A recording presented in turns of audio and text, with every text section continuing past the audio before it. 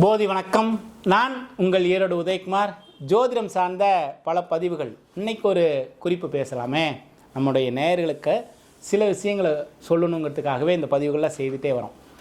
ஒரு வருடத்தினுடைய அதிபதியாக சனி பகவான் வந்தால் என்ன பலன் நடக்கும், இதை ஒரு குறிப்பு தெரிஞ்சுக்குவோம்.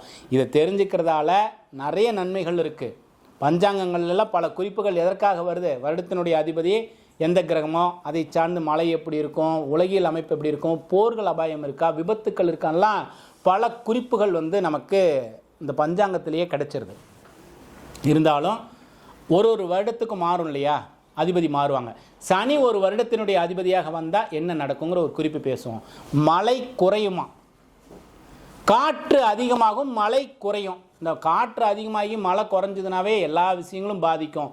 நீர் குறைவாக இருக்கும், நீர் குறைவாச்சுன்னா விவசாயம் பாதிக்கும், விவசாயம் பாதிச்சுனாவே கால்நடைகள் பாதிக்கும், நமக்கு கிடைக்கக்கூடிய உணவு தானியங்கள் எல்லாம் குறையும். ஒன்று தான் மழை குறையும் அப்படின்னு சொல்கிறோம். மழை குறைஞ்சால் அதை சுற்றி எவ்வளோ விஷயங்கள் நடக்குது பாருங்களேன். விவசாயம் பாதிக்கும், உணவுப் பொருட்கள் தட்டுப்பாடு ஏற்படும், மக்கள்கிட்ட ஒரு கஷ்டமான சூழ்நிலை உருவாகும். காற்று மாசுபடும்னு சொல்கிறாங்க. வான் வரைக்கும் காற்றினுடைய மாசு பரவும். சனி அதிபதியாக வரக்கூடிய காலங்களில் புதிய தொற்றுக்கள் எல்லாம் ஏற்படுமா, புதிய வகையான தொற்று நோய்கள் எல்லாம் ஏற்படும். மருத்துவ உதவி உடனடியாக கிடைக்காது, அதற்கான மருத்துவம் சரியாக கிடைக்காதான். கொள்ளையடிக்கிறவங்க திருடுறவங்களுடைய ஆதிக்கம் ரொம்ப அதிகமாகுமா. இப்போ எத்தனை குறிப்புகள் இருக்குது இந்த ஜோதிட சாஸ்திரத்தில்.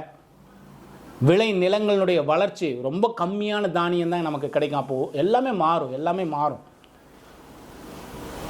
எத்தனை விஷயங்கள் ஜோதிட சாஸ்திரம் நமக்கு கொடுத்துருக்கு. ஒவ்வொரு நாளும் நம்ம மனிதர்களுடைய வளர்ச்சிக்காக இந்த ஜோதிடத்தை சரியாக பயன்படுத்திக்கிட்டால் எத்தனை விதமான நன்மைகள் ஏற்படுவதை நம்ம உணர முடியும் தெரியுங்களா. யோகிகளும் ஞானிகளும் ரிஷிகளும் நமக்கு கொடுத்த ஒரு அற்புதமான வரம் இந்த ஜோதிட சாஸ்திரம். இதை சரியாக ஒரு தொழிலை உருவாக்குறதுக்கு முன்னாலேயா அல்லது ஒரு புதிய விஷயத்தை உருவாக்குறதுக்கு முன்னால் இந்த அதிபதிகளினுடைய சீக்கிரட்டையும் எடுத்து வச்சு பயன்படுத்தினா ஒரு தனி மனிதனுடைய வளர்ச்சி நிச்சயம் நல்லா இருக்கும், வளர்ச்சி கிடைக்கும். மீண்டும் இன்னொரு காணொளியில் சந்திப்போம். போதி வணக்கம்.